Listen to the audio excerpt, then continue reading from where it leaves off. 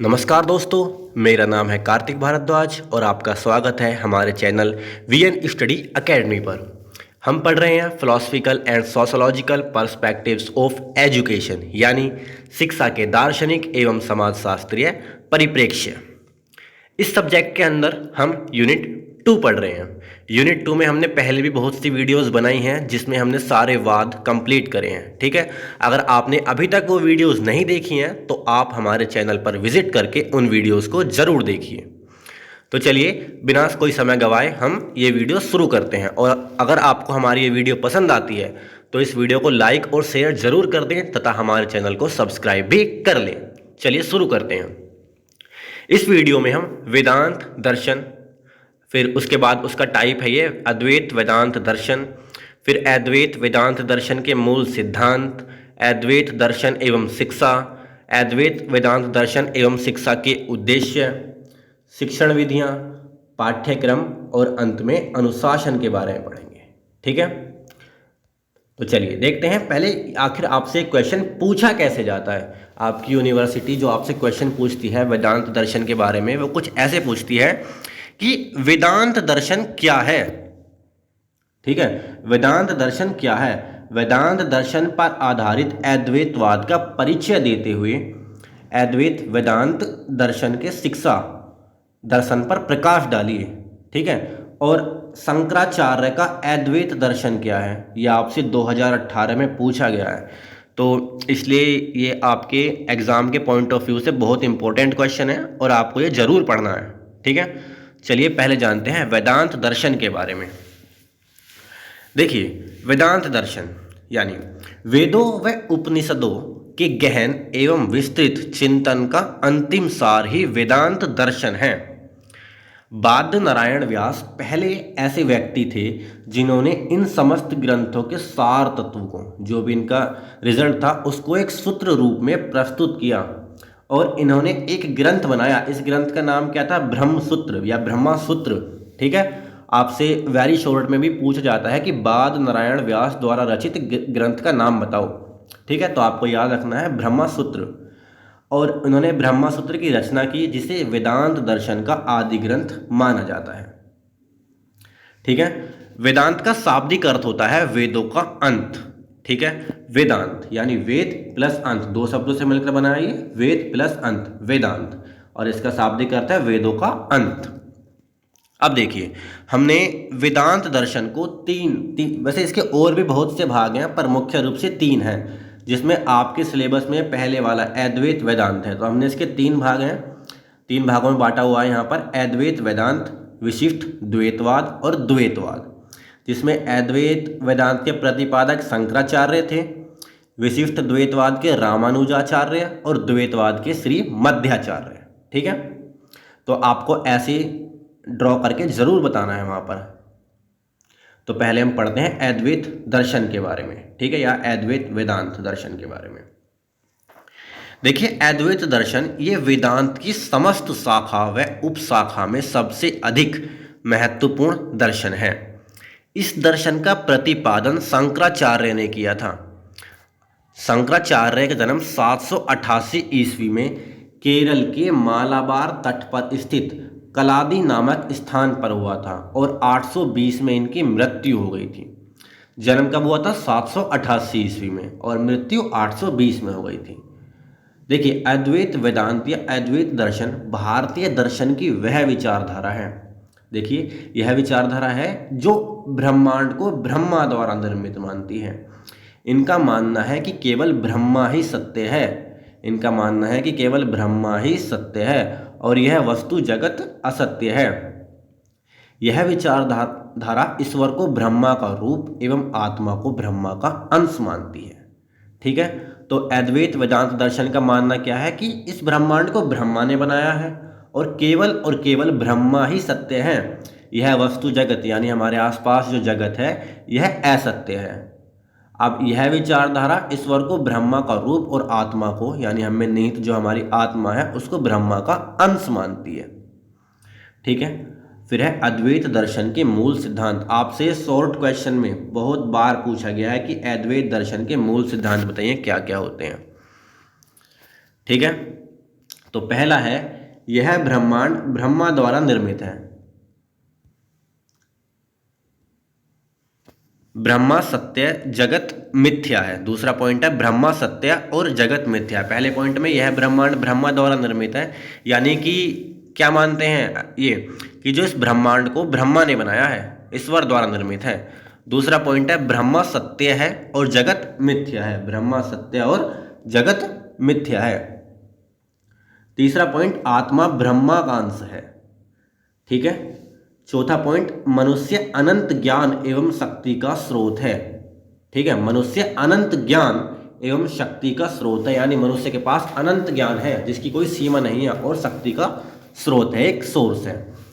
Fifth point है मनुष्य का विकास, मनुष्य का जो विकास है वो उसके संचित प्रारब्ध एवं संचित मान कर्मों पर निर्भर करता है। संचित प्रारब्ध यानी पिछले जन्म के जो कर्म है ना, जैसे आपके पिछले जन्म के कर्म है उनके अनुसार, और संचित मान कर्मों पर यानी आपके इस जन्म के जो कर्म है उसी के अनुसार आपका विकास होगा। यानी मनुष्य का विकास उसके पिछले और इस जन्म में उसने जैसे कर्म किए हैं उन पर डिपेंड करता है, निर्भर करता है।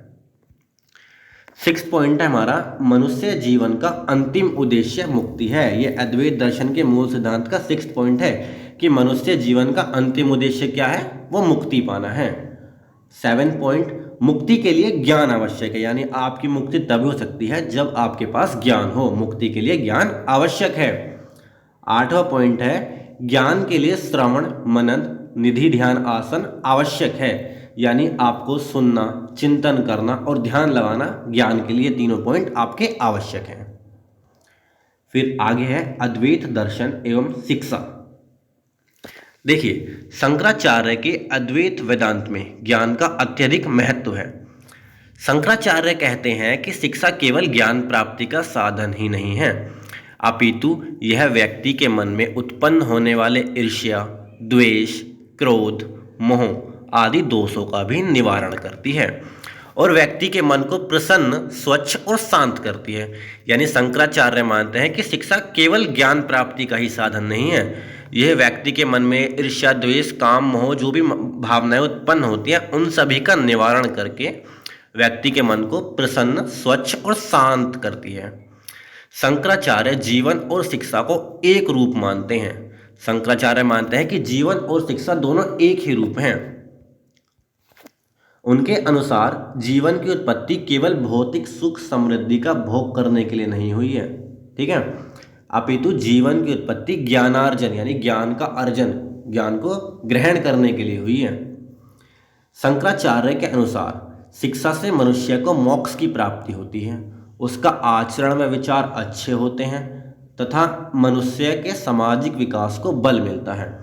शंकराचार्य जी मानते हैं कि शिक्षा से मनुष्य को मोक्ष की प्राप्ति होती है, उसके आचरण व विचार अच्छे होते हैं और मनुष्य के सामाजिक विकास को बल मिलता है।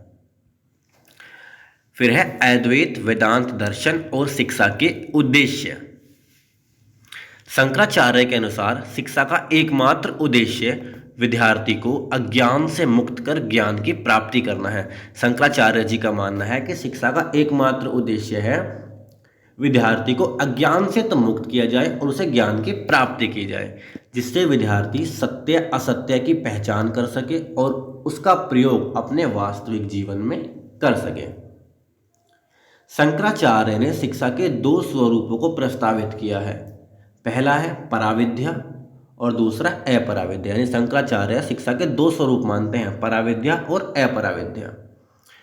पराविद्या में वो अज्ञान व माया से मुक्त कर सत्य का ज्ञान कराना चाहते हैं। पराविद्या में वे मानते हैं कि व्यक्ति को अज्ञान और माया माया यानी धन से मुक्त कर सत्य का ज्ञान कराया जाना चाहिए। माया पे यहाँ अंधविश्वास भी हो सकता है, ठीक है। फिर है अपराविद्या। अपराविद्या में 3 पॉइंट है, पहला व्यक्ति का शारीरिक विकास हो, उसका मानसिक व बौद्धिक विकास हो और तीसरा नैतिक व चारित्रिक विकास हो, ठीक है। फिर कुछ शिक्षण विधियों के बारे में है। अब शंकराचार्य जी के अनुसार वेदांत दर्शन में, अद्वैत वेदांत दर्शन में कुछ शिक्षण विधियां हैं। पहला श्रवण विधि, श्रवण यानी सुनना, ठीक है। शिक्षण विधि है श्रवण, यानी मुख के द्वारा प्रवचन देकर जो शिक्षा ग्रहण की जाती है या दी जाती है ना बच्चे को, बच्चा सुनकर ग्रहण करता है यानी श्रवण विधि। मनन, वो अपने मन में ध्यान लगाता है, मनन विधि। निधि ध्यान आसन, है ना, निधि ध्यान आसन यानी ध्यान लगाना। फोर्थ पॉइंट है प्रश्नोत्तर विधि, प्रश्नों के माध्यम से जो शिक्षा दी जाती है। तर्क विधि, है ना, तर्क वितर्क किए जाते हैं, सवाल पूछे जाते हैं। सिक्स्थ है व्याख्या विधि, किसी भी चीज़ की व्याख्या करना, जो भी समझाना है बच्चे को। उपदेश देना, 7 पॉइंट है उपदेश विधि।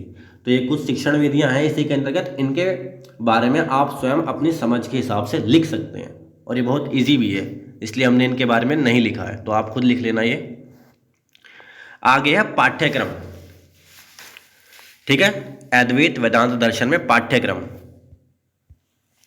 शंकराचार्य ने पाठ्यक्रम में दोनों तरह अर्थात आध्यात्मिक व व्यवहारिक विषय को महत्व दिया है। शंकराचार्य जी ने पाठ्यक्रम में दोनों तरह के विषय माने हैं, पहला आध्यात्मिक और दूसरा व्यवहारिक। आध्यात्मिक विषय के अंतर्गत उन्होंने आत्मा व ब्रह्मा का ज्ञान सम्मिलित किया है। आध्यात्मिक विषय में उन्होंने आत्मा व ब्रह्मा का ज्ञान सम्मिलित किया है। और व्यवहारिक विषय के अंतर्गत शंकराचार्य ने कहा है कि इस संसार को समझने व इसमें समायोजन होने के लिए उपयुक्त ज्ञान को भी जोड़ा जाए। व्यवहारिक विषय के अंतर्गत शंकराचार्य जी ने कहा कि संसार को समझने व इसमें समायोजन यानी घुल मिल जाने के लिए उपयुक्त ज्ञान को भी जोड़ा जाए, जो भी ज्ञान ठीक है उसको भी इसमें जोड़ा जाएगा। फिर है अनुशासन। देखिए, अद्वैत वेदांत के प्रतिपादक शंकराचार्य जी ने आत्मानुशासन यानी आत्मा के अनुरूप अनुशासन पर अत्यधिक बल दिया है।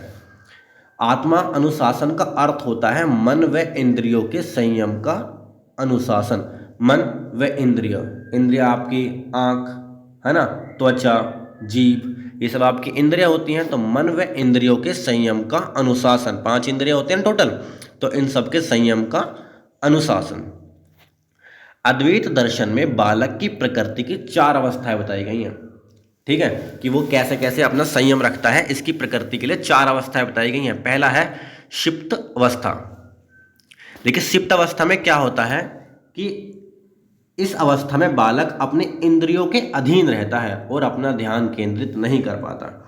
क्षिप्त अवस्था में बालक अपने इंद्रियों के अधीन रहता है, यानी जैसा उसकी इंद्रियां चाहती हैं वो उन्हीं के अधीन है, ठीक है, और अपना ध्यान किसी भी चीज़ पर केंद्रित नहीं कर पाएगा। उसके मन में विचार आ रहे हैं, वो अपने इंद्रियों के अधीन है। दूसरा पॉइंट है विक्षिप्त अवस्था। इस अवस्था में बालक अपने इंद्रियों पर कुछ कुछ नियंत्रण प्रारंभ कर देता है। वह अपने इंद्रियों को सुखद लगने वाले कार्य करता है तथा इंद्रियों का दास होता है, ठीक है, यह है हमारी विक्षिप्त अवस्था। थर्ड पॉइंट है मुदावस्था। इस अवस्था में बालक अपने इंद्रियों पर सीमित नियंत्रण कर पाता है, परंतु वह अल्पकाल के लिए ही ध्यान केंद्रित कर पाता है। यानी बालक अपने इंद्रियों पर कुछ नियंत्रण तो प्राप्त कर लेता है, सीमित नियंत्रण, पूरा नहीं, सीमित नियंत्रण प्राप्त कर लेता है, परंतु वह अल्पकाल यानी कुछ थोड़े समय के लिए ही ध्यान केंद्रित कर पाता है। फोर्थ है एकाग्र अवस्था। इस अवस्था में आत्मा का मन, बुद्धि और इंद्रियों आदि सभी पर नियंत्रण हो जाता है। यानी ये एकाग्र अवस्था क्या है, इसमें बालक का आत्मा, मन, बुद्धि, इंद्रिय सभी पर नियंत्रण हो जाता है तथा संकल्प शक्ति का उसकी पूर्ण विकास हो जाता है। शंकराचार्य के अनुसार बालक को अनुशासन उसकी अवस्था के अनुरूप दिया जाना चाहिए। अवस्थाएं मैंने आपको एक पहले वीडियो में बताया था, बाल्यावस्था, है ना, फिर आपकी प्रौढ़ अवस्था, किशोर अवस्था, ये सारी आपकी अवस्थाएं हैं। जो भी शंकराचार्य जी का मानना है कि बालक को जो अनुशासन मिले ना, वो उसकी अवस्था के अनुसार दिया जाए, अपितु उस पर अनुशासन को थोपना नहीं चाहिए, है ना। जैसे बच्चा छोटा है, वो खेल कूद में तो जाएगा, अगर आप उसको एकदम समझाएंगे, ज़बरदस्ती कहेंगे अनुशासन में रहो, तो शायद उसका विकास पूरी तरह ना हो पाए। तो शंकराचार्य जी का मानना है कि बालक को अनुशासन उसकी अवस्था के हिसाब से दिया जाए, अपितु उस पर अनुशासन को थोपा नहीं जाए। थोपा हुआ अनुशासन जो होता है वो कभी भी स्थायी नहीं हो सकता। यानी जब आप किसी को डरा धमकाकर थोप कर अनुशासन में रख लेंगे, वो आपके सामने तो अनुशासन में रहेगा पर आपके बाद नहीं रहेगा, यानी वह अनुशासन स्थायी नहीं है, अस्थायी है। तो दोस्तों, इस वीडियो में बस इतना ही। अगर आपको हमारी ये वीडियो पसंद आई है तो आप हमारे चैनल को सब्सक्राइब जरूर करें और इस वीडियो को लाइक और शेयर भी कर दें। धन्यवाद दोस्तों, जय हिंद।